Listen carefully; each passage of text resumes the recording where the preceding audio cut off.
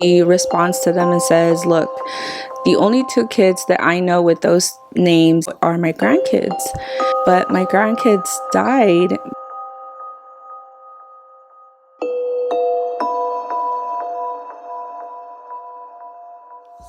Hi guys, I'm back.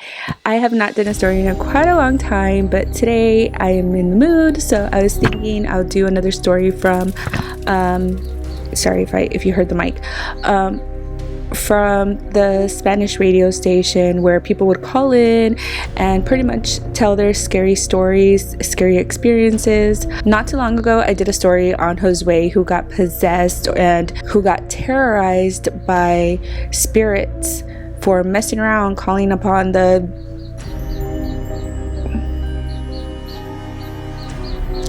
I don't like to say that word, but if you call upon it, obviously it's going to bring some bad spirits.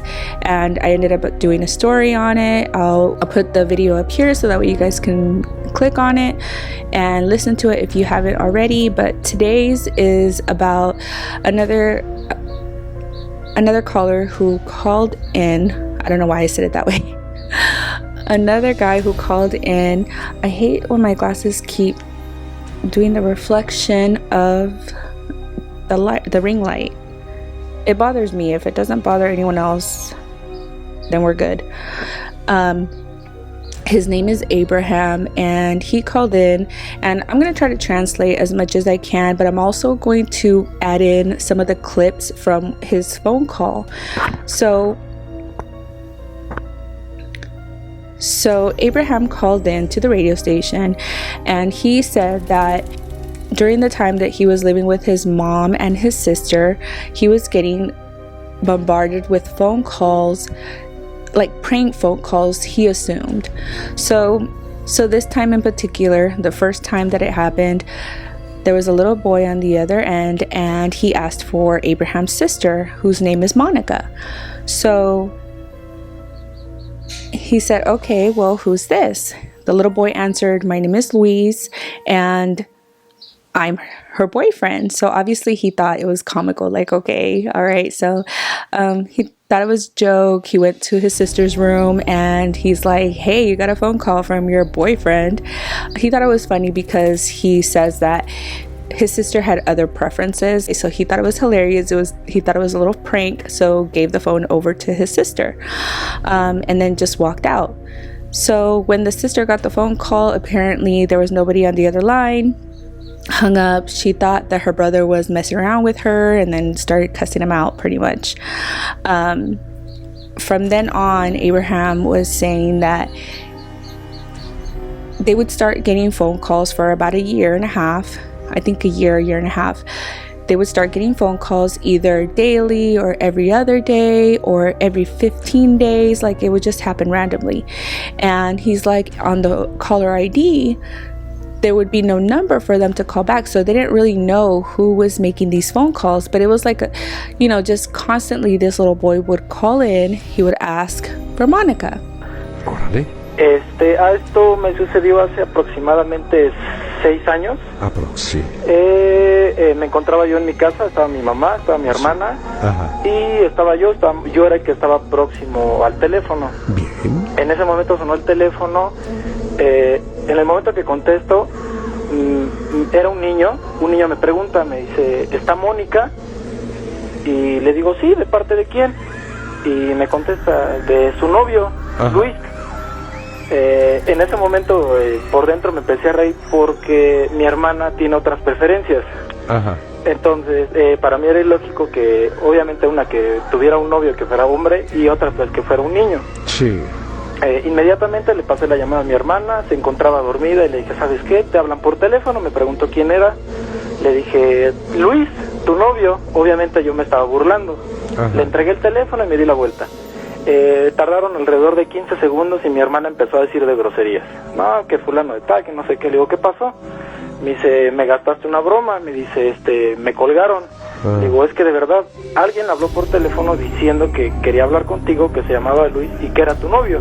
Ajá. Y le digo, era un niño, estoy seguro que era un niño. A partir de este momento, señor Rubén, cuente aproximadamente un año y medio que duró esta situación. Okay. fue una situación desgastante porque llamaban un día sí, un día no, diario, incluso llamaban 15 días sí, 15 días no. No tenían un margen para estar llamando. Bien. Lo raro aquí era que siempre preguntaban por ella, siempre preguntaban, mi hermana se llama Mónica, siempre preguntaban por ella. Otra cosa extraña que sucedía era que nunca aparecía un número en el identificador de llamadas. Okay, so in this next clip, again, I'm trying to translate the best I can, but it keeps happening after a few months. It's the same situation, this little prank call where he would call in, and as soon as he would pass the phone over to his sister Monica, the kid would hang up. So they were getting a little frustrated. After a while, there was another occasion where there was a call coming in, and it was Abraham's number, but the last two numbers were inverted. So he thought it was weird, so picks up the phone, and same situation happened. The little boy Luis asked for Abraham's sister Monica, passes the phone, hangs up, same situation. So then this time they had an actual number to call back. So he calls back the number, and an older lady answers, and he believes that the lady sounded like maybe she was in her 60s or so. He's just estimating age here. But the lady answers, and he's like, look, I've been getting this prank calls from your house. I don't know who it is. It's some little boy just keeps calling. It's getting really frustrating. This needs to stop already. And the lady was like, I don't know what you're talking about. There is no kids at my house. It's just me. I live here alone.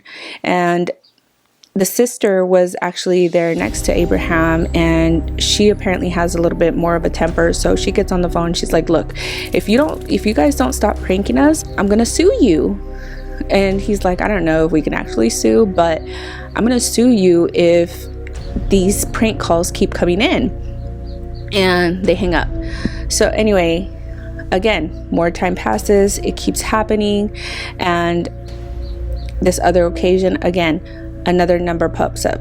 So again, they call the number back, and it's this lady again. And it's like some time has passed by already since the last time they called that number back.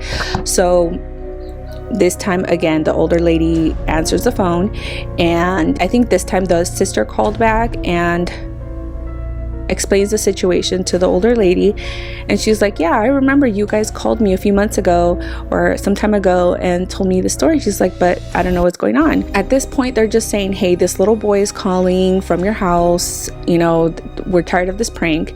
And then Abraham gets on the phone and again reiterates the whole story, like, hey, this little boy. And then at this point he goes, this little boy Luis keeps calling from your house, keeps pranking us, keeps hanging up every time I pass the phone to Monica, and now there's another little girl who keeps inserting herself in the call, and this little girl sounds like she's a little older than the boy, and this little boy named Luis keeps calling with his sister saying that they want to talk to my sister Monica. Like, this is already getting frustrating.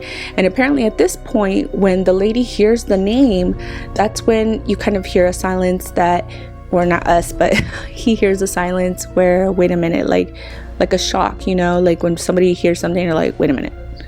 So at this point, she's in shock, and he noticed that. So let me play this clip. Inmediatamente, y me contesta una señora, yo calculo de unos 60, unos 65 años. Le digo, señora, le expliqué la situación, estaba mi hermana junto a mí, sí, y le expliqué la situación. Le digo, señora, me acaba de marcar un niño, y le digo, la verdad es algo muy desgastante porque llevamos meses y el niño nos molesta preguntando por mi hermana. Sí. La señora me dijo, joven, es que yo vivo sola, me dice, aquí no hay niños. Mi hermana tiene un genio bastante pesado y me quitó el teléfono, me dice, pásame a la señora. Le digo, ponle el altavoz para ver qué te dice la señora. Le empieza mi hermana muy grosera, le dice, ¿sabe qué, señora? La vamos a demandar. O sea, a lo mejor ni se podía. Sí, claro. Pero dice, te vamos a demandar, déjanos de molestar. La señora aseguró que ahí no vivía ningún niño. Colgamos y ahí santo remedio. Esta situación continuó por meses. En otra ocasión vuelven a llamar por teléfono, pero cuando me doy cuenta, literalmente idéntico mi número de teléfono, el de mi casa, al número del que me estaban marcando, a diferencia de un número, estaba invertido. Regreso la llamada y me vuelve a contestar la señora. Mi hermana otra vez conmigo, le digo, ¿sabes qué? Yo soy una persona muy pacífica, no me gusta pelear. Sí, muy bien. Mi hermana pone el altavoz, le digo, quiero escuchar. Mi hermana le empieza a explicar otra vez la situación. Me dice, sí, de hecho, ustedes fueron los que me marcaron hace unos meses, hace unas semanas, reclamándome que habla un niño. En ningún momento le dijimos el nombre del niño, cómo nos decía llamarse. Le digo, está bien. Y me desesperé tanto, le quito el teléfono a mi hermana y le empiezo a explicar a la señora. Le digo, mire señora, me habla un niño que se llama Luis.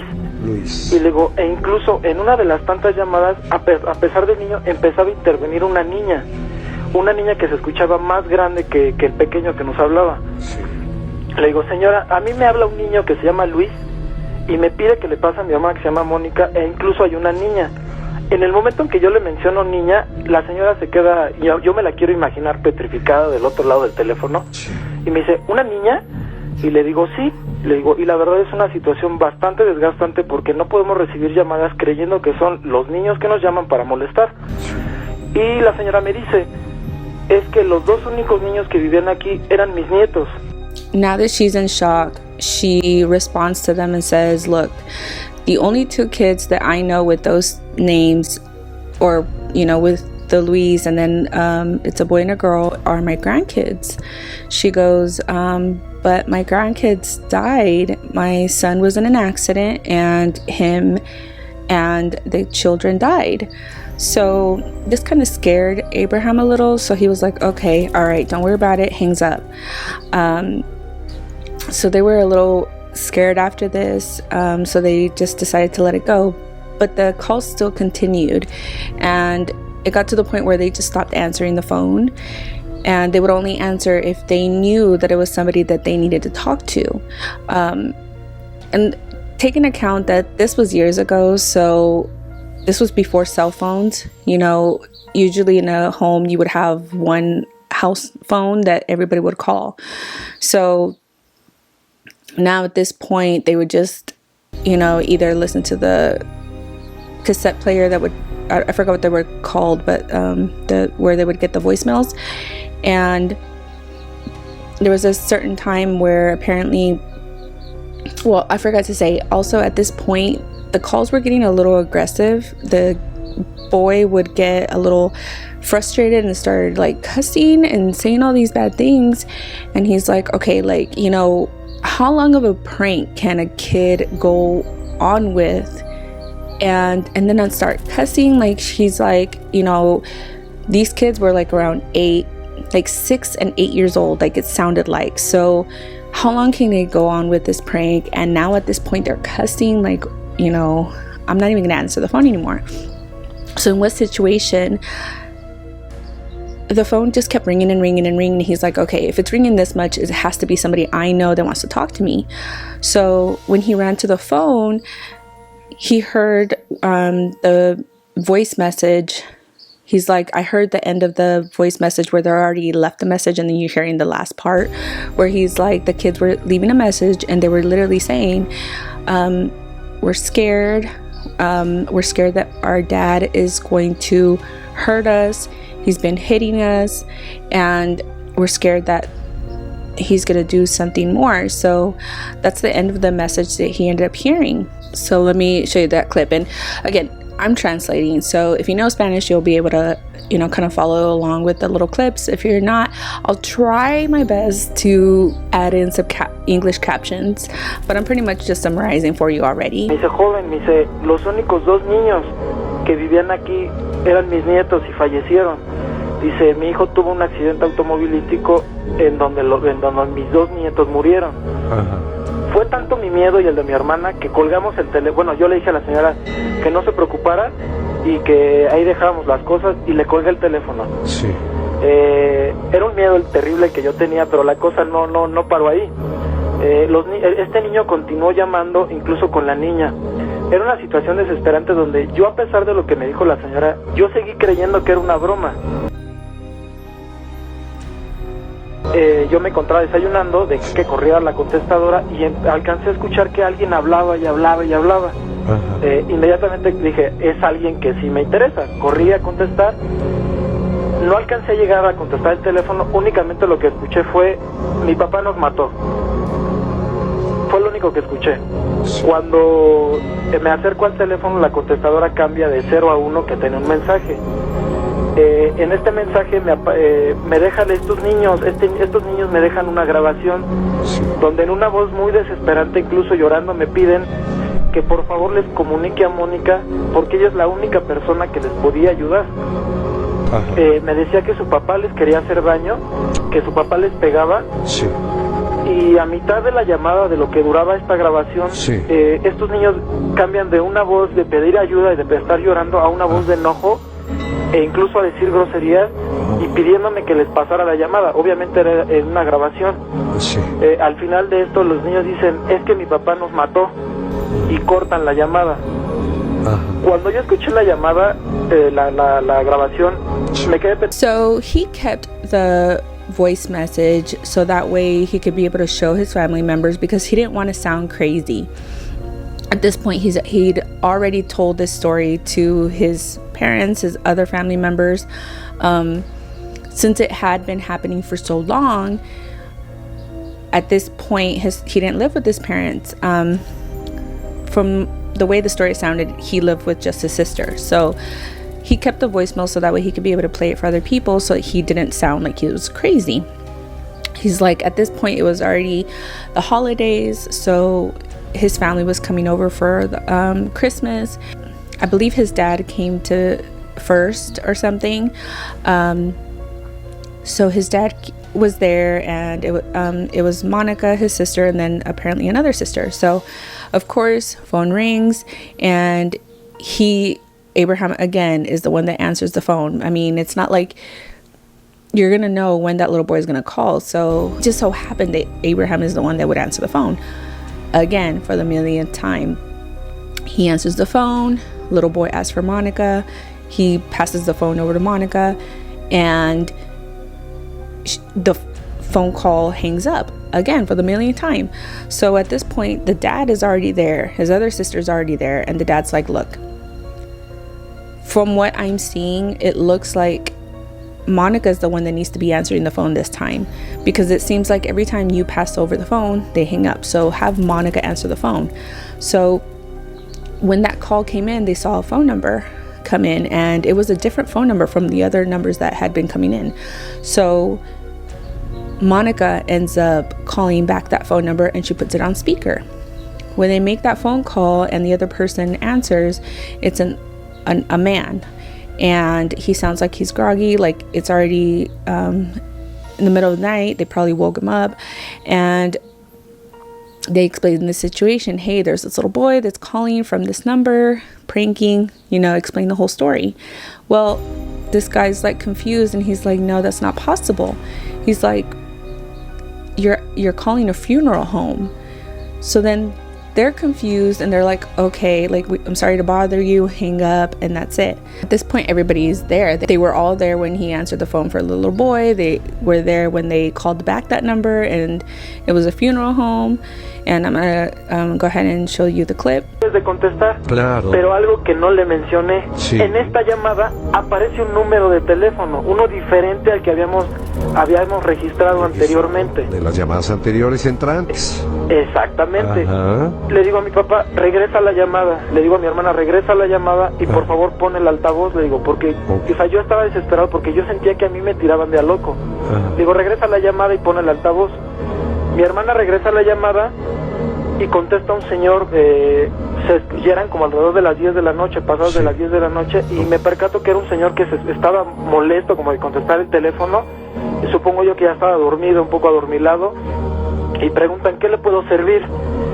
Y mi hermana le explica, le dice, ¿sabe qué, señor? Me acaba de marcar un niño, tratamos de resumirle lo que se estaba viviendo, y el señor únicamente nos dijo, eso es imposible. Y mi hermana, pues un tanto extraña, le dijo, ¿por qué? Y el señor nos contestó, porque estás hablando de una funeraria.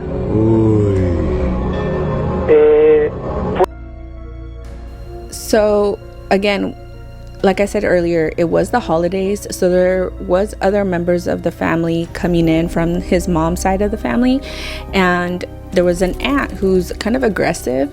So she was like, hey, the next time they call, you give me the phone and I'll tell them to quit calling and quit pranking. So when it happens again, the family members are already there, and of course the aunt she said, give me the phone, like, give me the phone. So the aunt gets on the phone and she just pretty much yells at the little kids and is like, don't you ever call here ever again. She pretty much spooks them and tells them, I want you to leave my niece and my nephew alone. You need to call somewhere else where they can help you, because here in this house, no one's going to help you. No one's going to answer the phone ever again. And that's it. So she hung up, and apparently after that one last phone call, the kids never called back. And yeah, that literally there's no resolution here. There's no update. That was just the story. And it's really frustrating. Like, when I listen to the story, what frustrates me is the fact that they were trying to get help from wherever, you know, spirits. Most of the time, from what I hear, they're trying to resolve something after they die. So it's really frustrating that his sister Monica, Abraham's sister Monica, could have been the one to solve this case, solve whatever they were trying to do. From my understanding of the story, the dad, when they called the lady the first time, she made it seem like my son had an accident and the kids died with him. But they said, my dad's abusing us, he killed us, or he's trying to hurt us or something. So they wanted their case solved. They wanted someone to know that they were killed and murdered, not it was an accident. So I feel like they gave up too soon. Like, they were too frustrated, which I understand. Like, you know, for a prank phone call, I understand you'd be like irritated. But once they found out that these kids were passed away, I don't know, like, it's frustrating, because I feel like I would go above and beyond to try to help them. I mean, and it's one thing to say it, and it's another thing to be going through it and solve the case. But in my mind, I would feel like if something like that was happening to me, I feel like I would take some steps to try to resolve, like, who are they, what happened, search it up, try to get them some peace, because obviously they were calling them for some reason. They were trying to talk to his sister Monica for some type of reason. Somehow she was linked. Maybe she was there at the hospital. Maybe did she work at the hospital? Where did she work? Somehow she was connected if they were calling her. So I don't know, it's a little frustrating that there's no real resolution here. And you know, they just heard some lady say, no one's gonna help you here, so stop calling. And I don't know, that's very disheartening. It's not as scary as my Josue story, but I just thought it was a really interesting case. And if you like these type of stories, leave a comment below if you know this type of story, or if you like have gone through a situation like this, comment below. But this is it for this video. If you liked it, please hit the like button, and if you're new here, please subscribe, and I'll see you next time. Bye.